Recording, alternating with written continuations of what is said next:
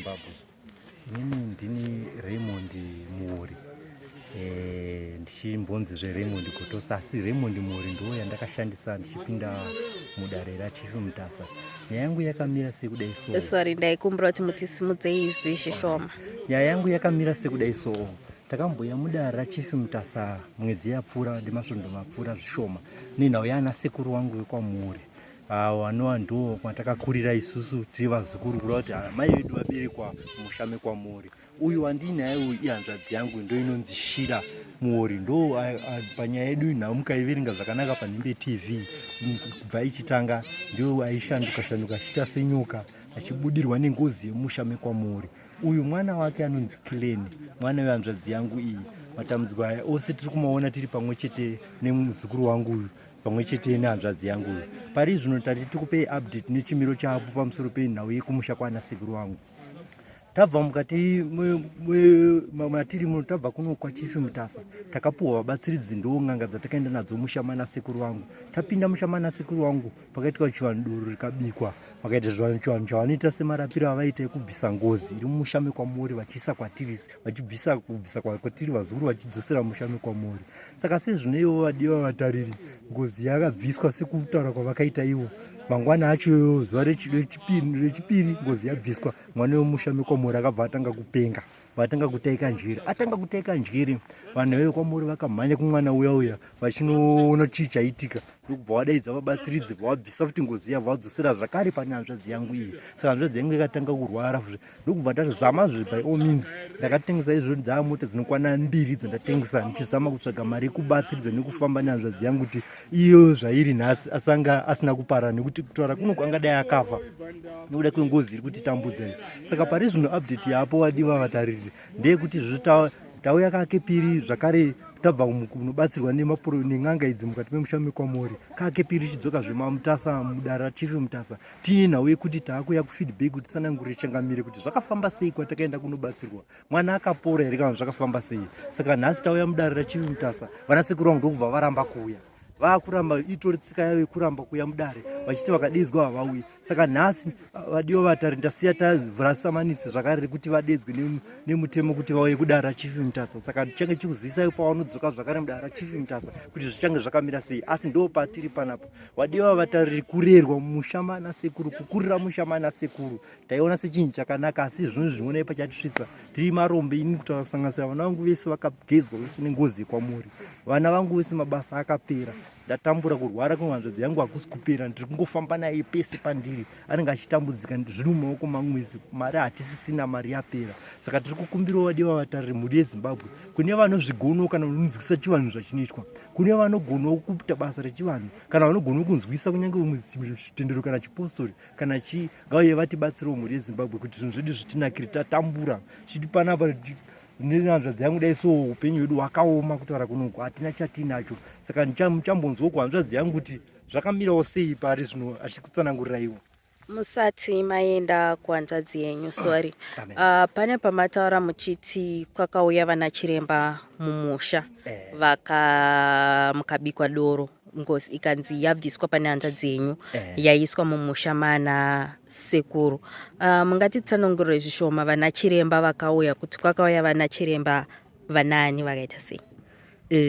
Vana chiremba vakauya, ndine urombo kuti zvino ndakanganwa zita ravo, asi kana zvichida panguva inotera ndakuona zvakare ndinokutsanangurai mazita nekuti ndichamatsvaga, ndo andangokoshiwa chete mazita avo. Asi vakauya vakaita chivanhu chavakaita usiku hwese vachiridza ngoma vachidedza midzimu yemusha, asi haina kuuya midzimu yemusha imomo mekwamuri mana sekuru vangu hauna kubuda. Asi kunze kwaedza mune mweya wakazobuda pahanzvadzi pangu ukatsanangura, yainzi ngozi yemusha yakaparwa imomo, ndo yainzi itsanangure nhau nemafiro ayakaita, asi haina kuzokwanisa kutsanangura zvese izvezvo. Ndikabva zvangonzi zvadii, zvatofamba. Mangwana acho hanzvadzi yangu yakabva yatanga hanzvadzi yangu iyi, mwana wemusha mana sekuru wangu akabva atanga kutaika njere. Zuva remangwana tabva kubatsirwa izi, mwana wemusha abva atanga kutaika njere, anonzi Jona, akabva atanga kutaika njere. Ataika njere, vana sekuru vangu vaya nana mai vangu vakamhanya zvakare kuno mwana aikira abudirwa uyoyo, akupenga uyoyo, vaone vabatsiridzi vazvanobviswa vazvaya futi pahanzvadzi yangu kuti ndizive kuti zvakadzoka futi pahanzvadzi yangu ndakadidzwa futi zvakare atanga futi kubudirwa kwekuya nekutaura ngozi iyo yakatanga kutsanangura mafambiro azvakazvaita kuti ibve kune hanzvadzi yangu ichidzoserwa mumusha nemun'anga iyaiya zvakare ichizobviswa kudzingwa zviri pamwana wavo anga akupenga ichidzoserwa kuhanzvadzi yangu mudzimu mhepo iya yakatsanangura zvese saka ndo chimiro chakaitika pamazuva mashoma akapfuura. Alright. Saka vatete mungakwanisa kutitsanangurira kuti kubva pari kutaurwa nehanzvadzi yenyu kusvika pari zvino chii chiri kuitika? Ndingati pamusoro imhuri yeZimbabwe. Inini ndikatsanangura ndichiti kubva musi watanzi urongwa hwagadzirwa hwapera. Ndichinosvika kumba takabva tangu tichipedza mutambo ndakabva tafamba tichienda tidzokera kwandinogara. Pandakadzokera kuHarare kwandinogara, fumirei wacho hanzvadzi yangu mwana wasekuru mwana wehanzvadzi yamama akabva atanga kuita semunhu ari kupenga. Mumukupenga kwanga achiti anga achimhanyisa vatete vake nemapanga achida kuvabaya achiti koini ndakafirei, ndoda kuti ndichidi, ndoda kutokuurayai ndikutonzwa kuda ropa, zvichiratidza sekuti yaitsanangura sezvo ungozi huya hwanga huri pandiri. Saka vakanotsvaga dhei iroro vakabva vaunganidza namusha bva vakubatsiridzana kusvikira inini fumirei wacho wakuti uyu akarapwa uyu, inini fumirei wacho ndakabva ndatanga futi kurwara. Urwere hwakadzoka kutanga kuti hwakanga hwambofamba kubva kumashure hwese kuti chiufambira kuti huite zvakanaka.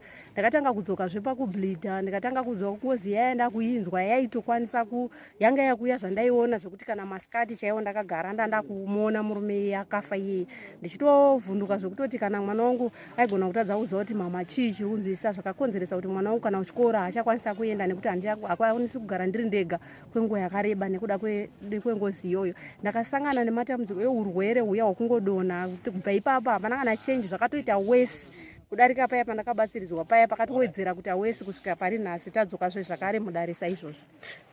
Mungakwanisa kutsanangurira here vatariri kuti zvinhu izvi kubva pamuri kuti pakaitwa mutambo wekubvisa ngozi pamuri ukaiswa ukadzorerwa kumusha kwana sekuru kusvika pamuri kuti patiri nhasi pane mwedzi mingani?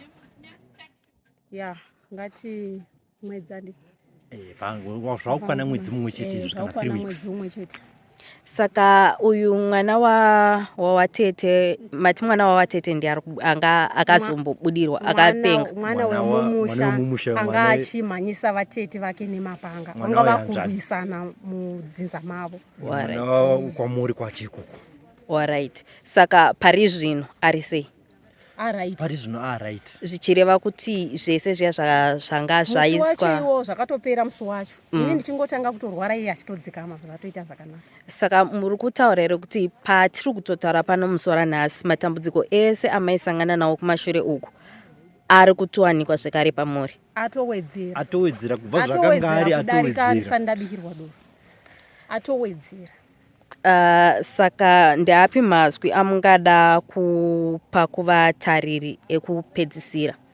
Mazwi andingada kutaurira kuvatariri ndeyekuti handaiziva kuti mukurarama kwandaiita ndichirarama ndichichengetwa musha mana sekuru handaiziva kuti vanga vakatifungira zvinhu zvakaoma kuturi kwangozi kufamba nemunhu akafa kwemakore zvinhu zvakaoma uchisangana nemaproblems usangana nezvaunosangana nazvo uchimboturawo kuvana nasekuru sinzi vaitirambidza kuenda musha kwedu kuti vedu dambudziko randinaro rakadai so vaingonzi namatei zvinopera tichingosangana munhu aikwanisa kundibatsira hanzvadzi yangu iyoyi ndiyega munhu aikwanisa kundibatsira hatina mumwe munhu aikwanisa kundibatsira saka zvakanditorera nguva kunetseka kuti nanhasi vedu vemhuri yeZimbabwe kana paina anokwanisa kundibatsirawo kuti dambudziko iri ribve kuti ngozi inobviswa sei ende urwere hwekubhidha unopera sei pandiri, urwere hwekudonha unopera sei nokuti handina chandokwanisa kana kuti nditi ndigabhadhare kwandogara ihanzvadzi yangu iyoyi inotoona kuti ndadya here ende hanzvadzi yacho haishande zvinhu zvakangooma hapana chatokwanisa kuita saka rangumbiro kana paina anogona kutibetseredzawo kuti dambudziko iri rizororewo riitewo zvakanaka ndikwanisawo kuitawo munhu anoverengwawo pavamwe. Ndonyaya ndingakwanisa kuti mhuri yeZimbabwe ndibatsirewo. Ndichida kukudzorai kumashure ndoziva kuti ndanga ndati mazwi ekupedzisira asi pane pamataura kuti pari nhasi muri kutoona murume uyu akashayika nyangwe masikati makagara munomuona hamusi kuita zvekusvikirwa. Mungapatsanangudzira muri kuti kana makatogara chaizvo chaizvo muri kuona munhu sechipoko here live zviri kufamba sei? ini ndingati munhu uyu mawiri anoita kuuya kwaanoita anogona kutouya dzimwe dzenguva kana ndikatongoa ndiri ndega mumba masikati ndinotongomona apinda anoratidza chiso chemunhu chai kutoratidza picture yemunhu ane nguva yekuti anogona kutouyawo nditaura kuti wandiziva here ndini, anotaura zita rake rekuti ndini Thomas, anotaura neseinemu yake, anotaura kwaanobva, zvese anokwanisa kuti atsanangure. Kana tichitotaudzana masikati kunyanyanyanya ndisina mumwe munhu wandinei ndinaye, anokwanisa kutouya sezvaari semunhu wemurume zvokuti chero ndikasangana naye ndichifamba ndikwanisa kumuziva bhozi anotouya nechimiro chake zvachiri. Munotokwanisa kumudescribe kuti murume mupfupi, mutema, murefu, achiratidza kuti munhu ane utete huri pakati nepakati, achiratidza kuti murume mutema, achiratidza kuti mukurarama kwake iye airarama ari munhu anga asikachengeti vhudzi, airarama nezuda, musoro aine zvindebvu zvidiki diki zvishoma shoma zvaive pauyu pake apa, asi anoratidza kuti paanouya anenge achibuda ropa mukanwa make, masaidhi emukanwa makemo. Alright, tiri kupanzwisisa. Mungoma mungati chini nyaya iri kutaurwa naTete? Ichokwadi mhuri yeZimbabwe pachimiro chatovapo iko zvezvi ndechekuti vanasekuru vangu ava ezvekusangana nehanzvadzi yangu iyi atizorori, atirari. Mhuri yeZimbabwe ndinomhanya kwese, ndaitoshanda basa rakanaka chose, but panotobuda ngozi iyo inototsanangura kutoti kubasa kwako takatotumwa kuti tikuvharise bhozi, kuda kufarisa sekuda kuonesesa sere kuda kudi ichitaura mazita ekuti Nicholas Muri, Rhinos Muri, Media Muri, vese ndo vari kubatana kusairira ngozi, kubvisa ngozi mushama wachiti vana vedu isingagari zvakanaka. Ngozi iri kutotsanangura kuti kugara kwavakatoita mudzimba maari izvozvizvi nevanawo vari kurarama vari kumabasa nechichi kuda kweropa rangu nehanzvadzi yangu inini ndozvirikuvararamisa mushama wavo isusu, nekuda kwekuti ngozi iyo iri kuuya ichitora zvatoshanda isusu ichiisa mushama wavo. Mhuri yeZimbabwe pakangorema ipapo, sanganisira vana mai vangu chaivo chaivo, mai chaivo andototowo mai musara pavana chaivo chaivo, anotaura kuti ndautsvaga mai vako kumakuva uku, kana wadai nedambudziko napfugama unamati ndautsvaga mai vako kumakuva uku, nekuda kwekuti chinhu chimwe chete chavaiziva vese mhuri yeZimbabwe. Vanasekuru vangu chinondishamisa vatori maredhi bareta, vanotonamata, vanhu vandopfeka sikira nemagemenzi kuchechi, vamwe vacho mudiki atori mufundisi kuchechi, but maoko avo handizivi kuti vanoti havazivi ngozi iri mushama wavo kana kuti maoko avo haana kusviba, vanenge vachireva kuti kudii. Pakauya mubatsiridzi kumusha kwavo iri nyaya yedoro iyi, mubatsiridzi akataura pachena akati mandidedzere nyaya yengozi iyi, but komagamba zvikwambo zviri mumusha izvi zvamuinazvo zvimuda kuti zvise kupi, muda kuti tiite sei. Vanasekuru vangu vakaburitsa murume Nicholas Muri naLinus Muri, vakaburitsa murume kuti zvikwambo zvedu siyanai nazvo, imimi ngoitai zvengozi chete, zvekubvisa ngozi chete kuvana ava siyanayo, singazivi kuti kwava kuri kuita rudziko vaita. Saka ndodambudziko ratinaro mhuri yeZimbabwe, taingokumbiro kunyange vakateerero vatibatsirewo mhuri yeZimbabwe, vatibatsirewo kana vanokwanisa kuzvibvisawo, kana vanokwanisawo kuita chivanhu, kana vanokwanisa kuziva kuti nzira yacho zvinofambiswa sei. Ndingada kuti mhuri yeZimbabwe kana makasununguka mutibatsirewo, ndingakupei nhamba dzangu mhuri yeZimbabwe kuti mutibatsire kana muine zvamunenge makwanisa kuti mukakwanisa kutibatsira nazvo. Musati mandipa nhamba, sorry ndakumbokukatai zvishoma. Ndine mubvunzo mumwe chete wekugomisira. Handi muri kuti pakamboitwa chiwanhu mumusha zvichireva kuti manga makatobatana nana sekuru pakauya chiremba uyu akaita zvaakadini zvaakaita. Mushure mezvo makazombotaura nawo here vanana sekuru ava kuti onai vana sekuru, dambudziko riya ratakaurira kumusha tichiti tiri kugadzira radzoka zvekare, uye vakapindura vachiti kudii? Ichokwadi mhuri yeZimbabwe, mazuva mashoma apfuura ndakanoona vanasekuru vangu, ndikati vanasekuru vangu, munyaya yeurwere huri pamwana hausati wapera. Vakanditiwo vanasekuru vangu ndivo ndakanoona mudiki wacho ari kumbare, akanditi iyo zvoizvo kana asina kutopora tinotsvaga n'anga yacho yodzosa mombe dzedu dzayakatora, bhozi kana isina kupora kura kuti haana kugona pakubvisa ngozi yacho, anofanira kuti agone kudi kubvisa ngozi yacho. Ndikati sekuru, ndo dambudziko randinaro, saka nhasi tanga tauya kuno kuti tipe feedback tisangana navo. Vanasekuru vangu hutsotsi itori tsika yavo yavanotoita kuti tikadedzwa kudaro havauyi, vanenge vachinzvenga kudaiwo, ndo maitirawo izvo kake chipiri nichiuya kunoku vasingauyi, asi takadedzwa tisinzi tiuye kunoku vari kuramba kuuya. Zvichireva here izvo kuti nhau yengozi iyi vakaibvuma kuti mumusha mavo mune ngozi, kana kuti vaiti chiremba abvise pane hanzvadzi yenyu kuisa mumusha mavo kuitira kuti vatende kuti ingozi yemumusha mavo? Ichokwadi mhuri yeZimbabwe, patakabatsirwa panapa padare raChief Mutasa, ving'anga nemuprofita wanga wakabatana pamwe chete. Vanasekuru vangu vakatenda kuti ngozi tinoiziva mumusha medu, ende vakatenda kuti matambudziko isati kusangana nawo taizviziva ngozi tinoiziva. Saka nyaya yakazoita pakuzonoti kubvisa ngozi iyi patiri isusu, nekuti zviri kubuda pachena izvo kuti ivo vanasekuru vangu varipo nhasi, Nicholas Mori naLinus Mori, ndivo nemhuri yahanzvadzi dzavo ndivo vane chekuita chekuti vakabvisa muvana vavo vachituika kwatiri isusu vana vehanzvadzi dzavo. Nekuti ndinodaro kuti nei, nekuti kuzoya kudara Chief Mutasa kunoku takanga tafamba hama dzangu nanasekuru vangu vacho vakabatwa kasingaperi kunzi imimi mune utsinye husingaiti, nei muine utsinye hwekuda kuuraya vana ava. Kusanganisira sekuru vangu Linus akabatwa kwaMutare ndaenda naye uko akatizako. Sekuru vangu futi Linus vakabatwa taenda kuHarare uko vakatiza futi, yataurwa nyaya yedu vazukuru kunzi kuwana muda kuvaurerei vakatiza. Saka mukuona kuti dambudziko ratazobata taakuno kumhuri yeZimbabwe taakukudzai yanga yaseva it's almost 5 years tichingotambudzwa nengozi tichiti vanasekuru wei vachiramba vachiti tinonamata tiri mared gown, tonamata tiri maprofiti, hatidi izvozvo. Saka ndo matambudziko atinawo, hapana asi kuziva zvengozi. Saka pavakati bvisai, vaitaura vachiremba kuti bvisai ngozi iyi kuvana ava muise patiri isusu mumhuri yedu, vaiedza kuti ivo vaisada kuti inongedzerwe, nekuti pakazoita makakatanwa ini semuzukuru tiripo nchiti sekuru kana muchiti ngozi iyi bviswe muda kuisa panani, ndini ndainge ndobvisa chiremba aripo. Zvikanzi isusu tisinozwa parichaisa ibvisei ipinde mumusha medu munomu. Saka ndo pakubvisa chipisa musha medu munomu vaiziva kuti chiremba kana adzokera vanongosara kuti vaidzoka, nekuti itsika yavo. Pese pataita sangana nematambudziko aya taivadaidza vanasekuru vairamba vachiendai munotsvaga mai venyu kumakuva uko. Ndo dambudziko ratinaro vadiwa vatari. Mushure mekunge tachinzi tabatsiridzwa, ndichinge ndatanga kurwara, tadzokera kwandinogara nditanga kurwara, ndakasvika pakutora foni ndikafonera mubatsiridzi akanga adibatsira kuti kubva pandabva apo kumusha urwere hwawedzera kutondibata. Chakandishamisa ndechekuti mubatsiridzi wangu pachinzvimbo chekuti andibatsira akangonditi ndokurapa sei iwo urwere tisina kubhadharwa, handina zvandakapedza. Saka chakandinetsa ndechekuti ndapedza kutaura naye papa akabva ndikumbira nhamba dzekuti ndipe nhamba dzanasekuru wako nditaure navo. Ndakamupa nhamba dzasekuru vangu vadiki, ndobva ati panzvimbo chekuti andibatsiridze, mubatsiridzi uyu akabva atora nhamba dziyabva afonera sekuru achivaudza kuti kamuzukuru kenyu kaya kakatanga kurwara, vachibataurirana hurukuro dzavo dzavakaita dzekutaura kuti sei zvakadaro. Saka sekuru vaya vakakwanisa kufonera kuchechi kwandinonamatawo, kwandinoenda kuchechi ndotonamatawo namainini vangu ivavo, munin'ina wamai anonzi Martha Mori.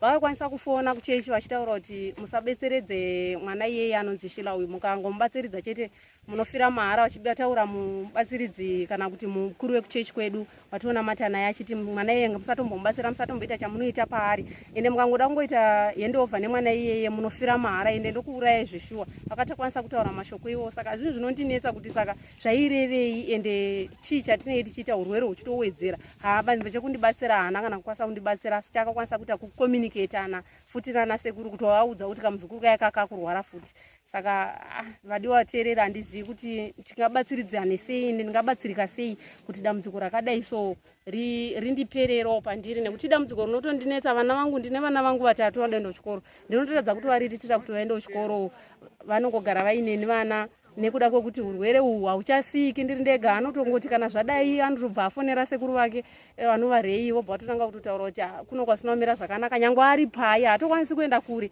anenge achitongoti akangonzwa foni otosvika ipapo totsvaga kuti oita sei kuti asvike pandiri ondibetseredza. Handina umwe munhu andobetseredzana naye. Chinondinetsa ndechekuti mainini vangu inini Martha Mori ndotogara padhuze nawo, asi vakatobvunzwa nyaya urwere wangu vanotohuramba kuti handizivi kuti anorwara, asi ndiwo vandotanga kushedzwa kunzi mwana arwara kunoko, asi kana papa kubvunzwa nyaya urwere vanoti handina chandinoziva. Saka vadiwa teererika, handizivi kuti mungatibatsirawo sei kuti ndibatsirike nenyaya yakafanana neiyoyo. Alright, zvakanaka. Saka toti pane vatariri muzuva ranhasi vaona chirongwa ichi, kune vanoti vanokwanisa kukubatsirai, vanokubatai papi? Right, ichokwadi mhuri yeZimbabwe vakasununguka kutibatsira vanogona kutifonera pa 0774 630 929. Regai ndidzokorodze zvakare 0774 630 929. Ichokwadi ndo pandokwanisa kuwanika ipapo. tinokutendai neurukuro yamaita nesu musi waranhasi.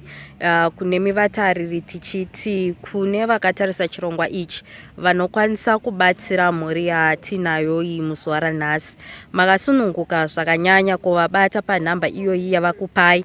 Kana isikabatiki makasununguka zvekare kubata nhamba yenhimbe yamunongoziva yemazuva ese, tinokusvitsai zvakare kwavari. Tinotenda.